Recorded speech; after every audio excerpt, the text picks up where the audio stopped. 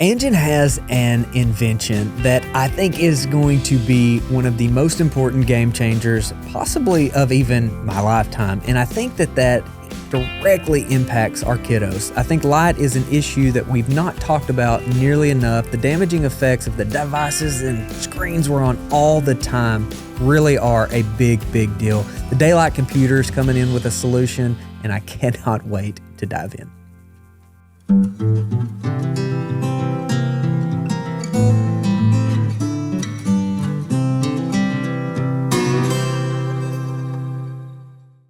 Anjan, I'm so excited that we get to finally do this after a little bit of technical trouble over the last few months, both ends, but we got it. We got it figured out. But man, to start out, really, I started homeschooling for a lot of reasons, but my oldest two kids mainly around the environment that they're in, and that has a lot to do with light. So I want us to start this conversation as what are some of those problems that you personally know and have experienced with the negatives of technology and light. And then, of course, we're going to get into the solution that you've created. But what has been your experience with light and how it negatively affects us? Right. I think the simplest way to put it is light is the most consistent way for us to resynchronize with nature. And so much of what it means to be a modern human is our inventions, our environments, our belief in our power, right? That's what artificial light is. That's what being indoors is in shelter, and all our cool inventions and gadgets and that is like we're creating our own reality. We're trying to create our own world. And similar to people being worried about GMO is, we can be too clever by half. We think we know everything, but we don't. And I think the big issue with that is if we do something that's not great for us and it immediately, hurts us, it cuts off our arm, we know it's not good for us. We have some very clear feedback that's immediate. So then we don't do that. But when we do something that is not good for us, but the negative impact takes time. It's like wearing a really heavy backpack. You can kind of lug it around and deal with it. But if you were to wear it over and over and over again, over a long period of time, sometimes hard to notice, that's what you start having really bad shoulder pain. That's when you really start struggling. And I think that is where we most struggle with when we try to call it arrogance of our inventions and arrogance of man's control of everything, that we lose sight of all these negative problems that accumulate over time. And so what light is the daily reminder to your body that it's part of a bigger system. Light is the daily reminder to your body that it's part of the natural world. And what the natural world is it's cyclical. There's times for up, there's times for down, there's times for stimulation, there's times for winding down and rest. And that's how it sustains and takes care of itself. Modern man, there's no cyclicality. You can just have your lights on inside all of the time. You can always have your gadgets be always stimulating. And that's just not what we're used to. We're not used to always. And so my own struggles with light come from not appreciating its role. And so I would be on a computer consistently until 3, 4 a.m., sometimes 5, just stay up all night. Because why? It's, to my brain, it's 1 p.m. because of the blue light of my computer screen, from the bright colors and stimulation. And your body is just incredibly confused. Because in the natural world, there is no equivalent of blue light at 11 p.m. And so it's the chaos that has up to our biology from the technology. It's desynchronizing us from nature and therefore our nature itself. And because everything in your body needs to coordinate, your Your insulin levels need to know when to secrete. Your human growth hormone needs to know, okay, to do this. And they all kind of do it at particular times. Your body doesn't have a quartz crystal. How does it know what the time is? It knows what the time is because it keeps syncing with light, with the sun. And so when you start not being outdoors, when you start losing your synchronization to the natural light, and then you start being indoors all the time, and then on top of that, you introduce blue light, which further confuses your body because it's now blue light is saying, hey, it's 1 p.m., regardless of whether it's 7 p.m. or 9 p.m. or 5 in the morning. You're just doubly confusing your body. It no longer has a connection to natural cycles. And so I think my personal struggles were on a daily basis with losing that natural cycle and my sleep cycle. And then on a bigger, like monthly and yearly basis, because I have seasonal affective disorder.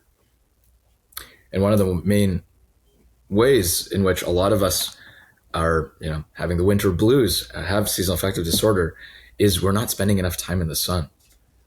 And so the cure for seasonal affective disorder is to get outside and get as much sunlight as possible. And often maybe even have to go to the equator or some other place. And so once again, the big culprit there is being indoors. Anjan, one way that I have looked at health, and all this is stemming from, my son's journey with stage 4 cancer, was that it was very nutrition focused at first. That's where I got it. But what I found was it was this toxicity and deficiency seems to be a huge deal. And relatively recently, and this is all stems to, Dr. Jack Cruz bringing this to the forefront for me, was light has toxicities, and then we have deficiencies. It's what you're explaining with the sun, because it's think of the colors of the rainbow. We got 7 different colors, and that are all different spectrums that have impacts on the body. And so when we're in light, we're only getting an isolated form of that. And I think that's where you have pinpointed with technology, with looking into the autism side of things, and the anxiety, the behavior of kids under these lights in the classroom for 8-9 hours a day. It's extremely concerning, and it's something that we're not really talking about now. I've seen a lot of different videos where you're comparing full spectrum lighting versus some of these, the LEDs or the halogen lights, and the getting real antsy in their seats, moving around, tapping nonstop versus calm. I mean, that's crazy to me. So what is going on in that situation? Yeah, there's a famous video by John Ott where he has like a classroom with it's covered in fluorescent lights, to your point, and then all the kids are really hyper, and they're very ADHD. And then they have one where they're outdoors, like an outdoor classroom of sorts, and they're hyper, but they're productive. It feels natural. It doesn't feel like lab rats trying to escape their prison. I think what's happening is kids are ultimately much more sensitive, and what light is a signal from the environment to your body that your body then, as a kid, interprets strongly. And if there's flicker, that's a cognitive load on your brain. Go into that. Go into what is flicker, and why is that something we should be concerned about? Yeah, so when you light a candle or you look at a campfire, that's just a continuous spectrum of light. Just combustion is happening and the light is falling on you. What happened when we moved to fluorescent lights and LEDs is they have a property called flicker, meaning the way they kind of keep their brightness is they are actually turning on and off a ridiculous number of times per second. So if you were to put a slow motion camera to a fire, it would just still look like a very slow fire or a candle. But you put a slow motion camera to an LED or a fluorescent, and you would see it pulse. It would get bright and turn off, and get bright and turn off, and get bright and turn off, and get bright and turn off. And so this is called flicker, because it's flickering on and off. And the reason they do it, it's how they are able to set brightness. It solves an engineering problem about variance between different LEDs and different fluorescent bulbs. We can get into that if you want. But essentially, this is modern lighting has this. Historical lighting didn't. The problem with flicker is there's a very simple take on physiology, which was, oh, if it is above 60,000 times per second, you can't see it. And I'm not remembering the exact same number, but it was a very, very high number. If it was above that, the human body can't perceive it. And the thing about it is, if you actually look at the science they did for that, it was not like very long term. It's not like they had somebody stay with flickering bulbs for weeks. It was just a simple perceptual taste for an hour or a couple hours. And so there was actually no long-term testing of the impact of flicker. But going back to our analogy, it's like subacute. It's not like your arm's getting cut off. It's not like you immediately notice it. It's like a small underlying thing that happens. And so one of the best pieces of evidence that this actually really affects us all is when you remove the buffer a lot of us are using to kind of survive it. So what's happening when you're doing flicker is basically you're putting an extra cognitive load on the brain. You're causing the nervous system to go into more of a sympathetic state. It's just like, imagine if there was flickering lights, or, like you'd be in an orienting response, like what's going on? Like that's what you're meant to be. Your breathing rate gets a little more shallow. It gets a little bit less frequent, or potentially more frequent if it's very shallow. Your pupils constrict, like you go into a sympathetic response. You increase the level of cognitive load, like your actual eye saccades, like you're like actually causing your brain to hurt a bit. And so a lot of what you're seeing with kids and so on, squirming or working on, is there's a load being pressed on them. And they're basically sensitive to it. And most of us as adults, we don't really notice it until we change things. And so the people who really notice this is people who get concussions or traumatic brain injuries or PTSD. Because suddenly what you've done when you've gotten a concussion, regardless of who you are, is you've removed the brain's buffer, its ability to just kind of deal with lots of load and problems. The brain doesn't have the same capacity. And so what's fascinating is the number one complaint of people who have concussions or traumatic brain injuries is screens. And because screens have the highest form of flicker of all lighting,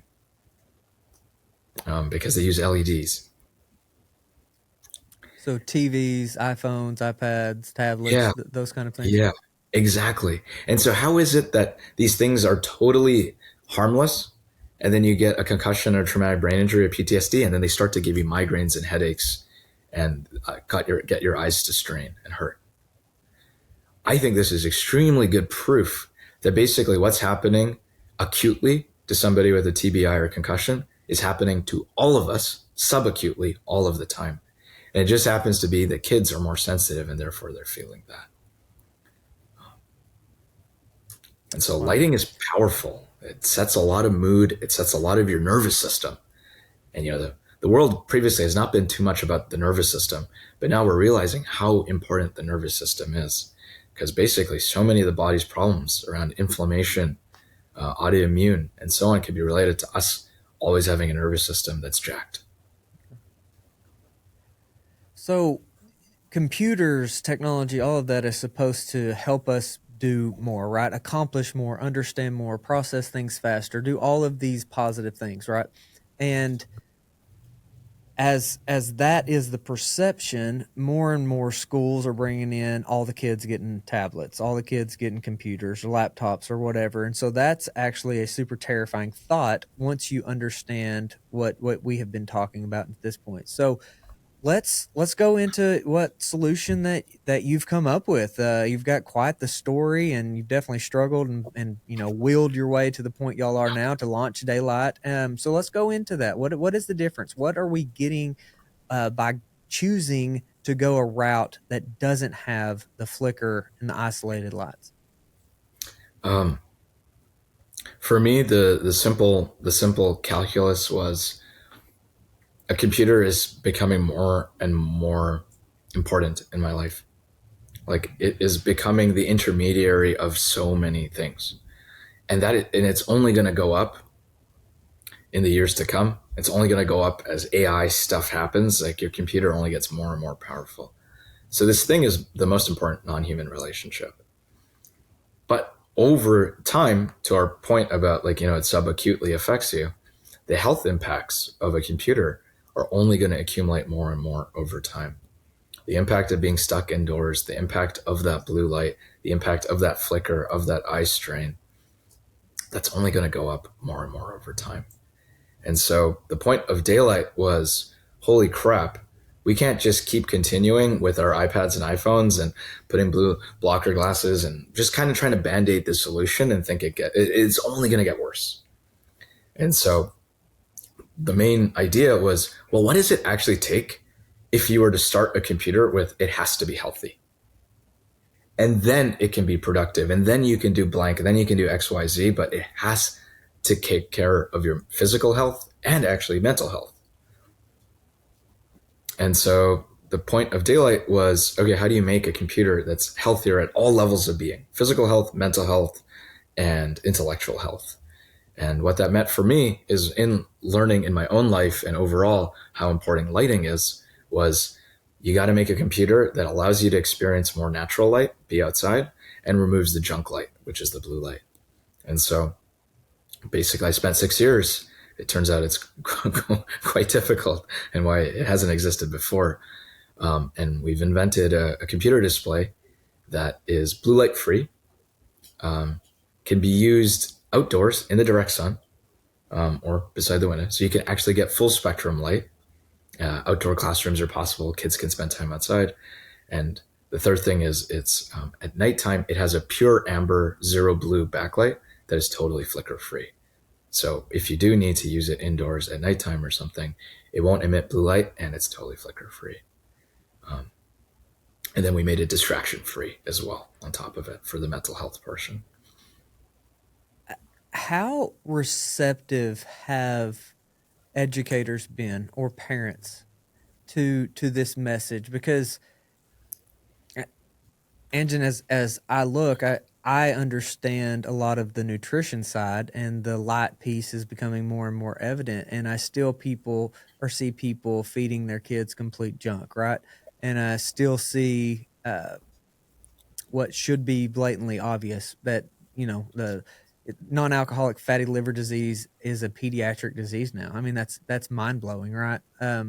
Type 2, food-induced diabetes, it's insane. So if we don't care about food, what is, for the most people, and because there's a lot of people that just don't, are we at even more of an uphill battle on the light, or are people really maybe getting it? I think we're still super, super early days. So I would say the people who get it. And the people who don't get it, which is the vast majority, I'd say 98% of people, we're just in chapter 1. I think the hard part to appreciate here is we're swimming in it. It's the water around us. The old joke, hey, young fish, how's the water today? The young fish say to the old fish, hey, old fish, what's water? They're like, we don't even appreciate that things, like, this is an aspect of reality. And it's only when you change, then you can feel it. It's all in the subjective, right? So an example would be, you're like, oh, there's no problem with my sleep. I'm totally fine looking at a computer screen or TVs or whatever it is, right? And then you ask them to put blue blockers on, and they're like, normally they're staying up, till midnight, and then they're conked out at 10 p.m. And they're like, what the heck? And it's like, oh, that's actually how tired your body is, but you're always stimulating it with light. You're always stimulating it with light to keep it up. And so I think what's really cool is there are a growing, because of podcasts like yourself and so on, there are a growing contingent of people who are like, okay, it doesn't cost me money to go spend more time outside. Let's see if it actually makes me feel better. Okay, it's not actually like some dangerous thing to try to spend less time with blue light. Like, let's see what that's like. And so the fact that there's a growing contingent of people who are realizing they feel a lot better, their kids feel a lot better because of it, I think that's going to be the rest of society. But for a lot of people, they're like, huh, blue light? Like, what's that? How is it bad? I look at computer screens, I seem okay. And, it's been frustrating in the past because there's really been no solution. It's not realistic for everybody to wear blue blocking glasses and all the time and this and that. So the hope is with what we've invented is people try it. And that's been the case with their early users. And they just feel better. They're less ADD. Their nervous system is less jacked. They're less tired. They're less cranky. They're better able to sleep on time, get up on time. And so, I think that it'll have to just be word of mouth of people. Yeah, And then the science will come I think along that's as how. well. Yeah, I mean it's the more people start understanding Dr. Cruz's message and understand how important light plays into just the human being. I think that's more right. That snowball is gaining momentum. But this, in my estimation, is one of the most important inventions or applications that we have, right? And it especially is for this next generation. I think that, maybe this is a little cynical, but I think it's probably too late for a lot of people. But the hope is in these kids. And I've got 4 kids, right? And I can see around, their friends or the environment that the other kids are in, and it's night and day. So this getting in the hands of parents and kids sooner than later will have huge effects. So I'm all in, brother. I think what you're doing, Tristan, I love him to death. Y'all are doing something that is way more important than anybody realizes yet. It's still just so early, but we're going to keep plugging away. So give us a little bit of the maybe competitive advantage that you have. Is there any sort of, for lack of a better term, apps or capabilities that daylight has over some other form of technology or device? Yeah, I think that is the market that we're most passionate about is kids, because to your point, that's going to have the biggest impact because the experiment of, hey, let's give kids artificial blue light with extremely addicting, distracting, overstimulating colors, and during their developmental phase, and let's see what happens. I don't think it's a coincidence that there's so many kids that are ADHD today or autistic or whatever it is. So that would be our most important victory is if more parents can replace an iPad baby with a daylight or a computer like that. To your point, there really isn't anything out there that can do what the daylight does. There's things like the Kindle, if you've heard of that, or these kind of like e-ink tablets. So those you can kind of read Harry Potter on, and then you can use them for books. They're also blue light free, and they can also be used in the sun, but they're not computers. They're just for reading books. And so if you want to do Khan Academy or educational games or play music on it or listen to an audiobook, you can't. You can't do general purpose computing on it. And so that was our core invention, was take the technology of something like a Kindle, which is extremely slow. The screen literally moves so slowly, you can't do much other than read books. And our core invention was make it so fast that now you can do typing, reading, writing, video, music, games, whatever it may be. So now you can actually replace what you do on an iPad. And so our competitive advantage is the hardware. Software wise, you can whatever educational game, whatever thing you want your kid to do, you'll be able to do it on the tablet. But then it doesn't strain your eyes, it doesn't give you blue light, and you can use it outside in the sun. And there's no software app that can do that. That's actually the hardware itself. The actual screen is different. And so that's the core competitive advantages. It's the first healthy computer in our estimation. As a homeschool parent, myself, I can't think that that's not the perfect demographic to embrace this. Homeschool parents that get it, right? They've disconnected from the Mm-hmm. system, so to speak, Mm-hmm. and they would embrace this. I mean, obviously I'm speaking for myself and others, but they get it, right? A lot of the, almost wilding in education, kids outside Mhm. playing, doing things that are about life and not sitting in, the structures of a classroom. I think the homeschool world is the demographic to go after, and I will do my very best to do that with y'all. But That's fascinating. Yeah, I wish I knew more about homeschooling. That sounds like absolutely aligned.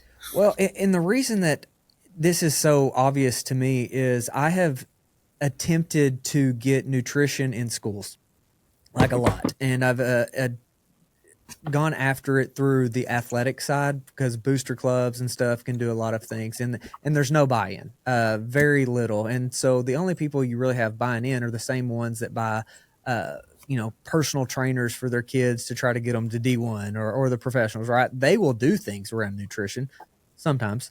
But as far as the general student population, there's none. And so I see that as being a big block. I'm not trying to discourage anybody by any stretch, but the block of having regulations is huge. Whereas homeschool parents, they question everything, right? Everything, and they want the best for their kids.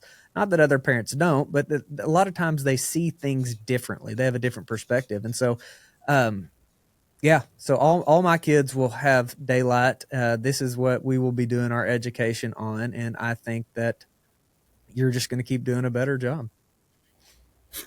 And it's really cool and validating to hear you say that, because in some ways the computer isn't what matters. Like, get it out of the way, right? Like, use it to read, to write, to learn. Use it to access the wonders of what other people have created in terms of beautiful educational material.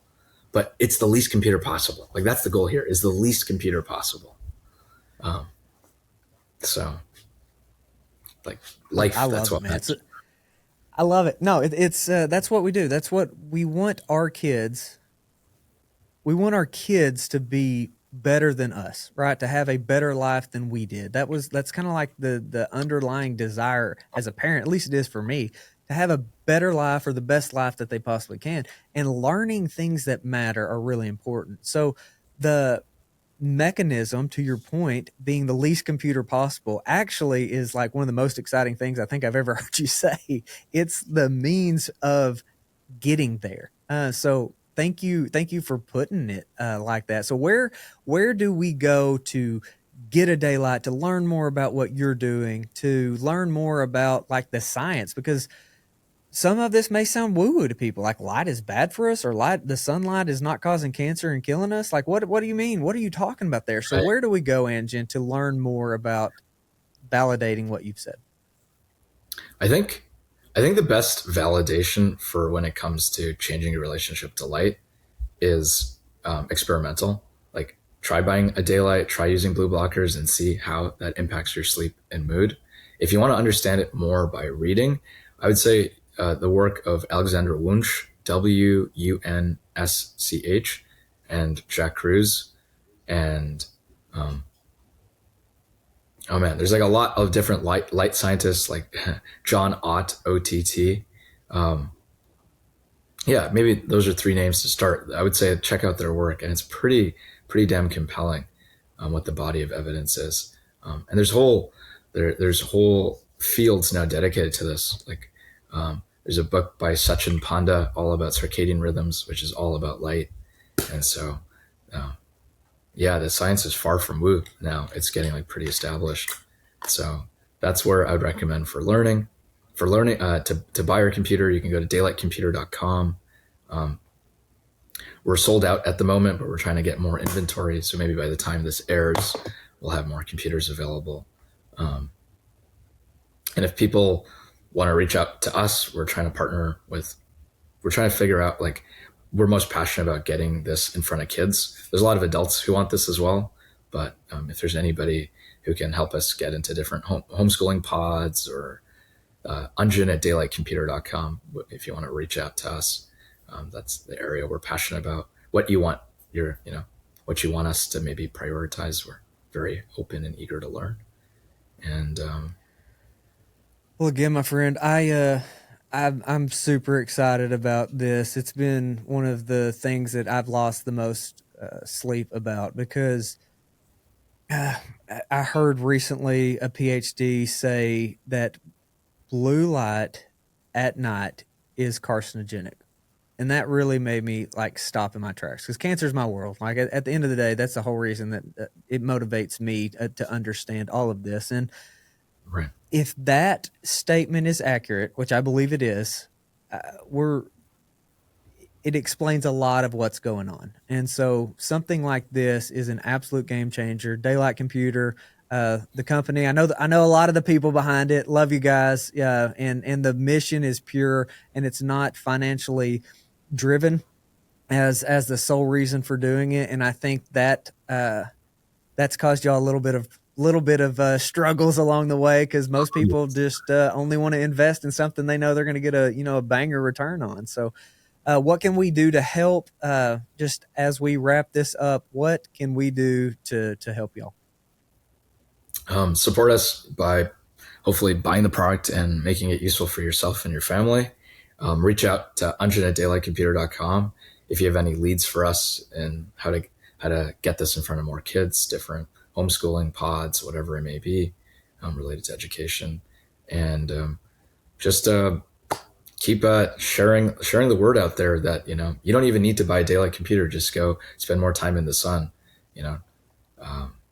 You'll start to see what the benefits of just better lighting are. And I love what you're saying. This isn't just some trivial thing. It deeply, deeply impacts health.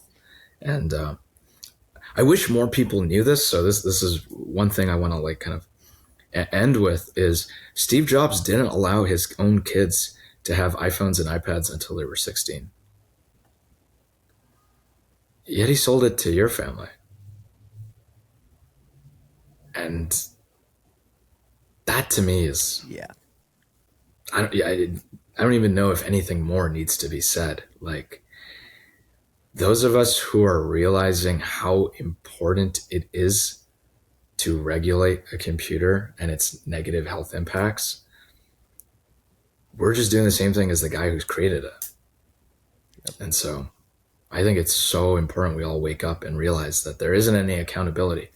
They're selling these gadgets. Like, Mark Zuckerberg doesn't allow his kids on social media. So, right? Joke's on us. And so to me, there's just like, we need to wake up, because it's actually just not okay what's happening, and it's happening at such a scale. And the fact that it most negatively impacts children is so messed up.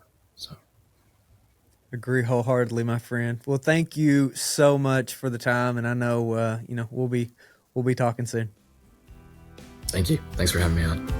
Thank you for joining us in the Sowing Prosperity mission. If you like this content, like and subscribe, share with your friends. Be sure to check out sowingprosperity.com. Sign up for the email. We've got so much more work to do.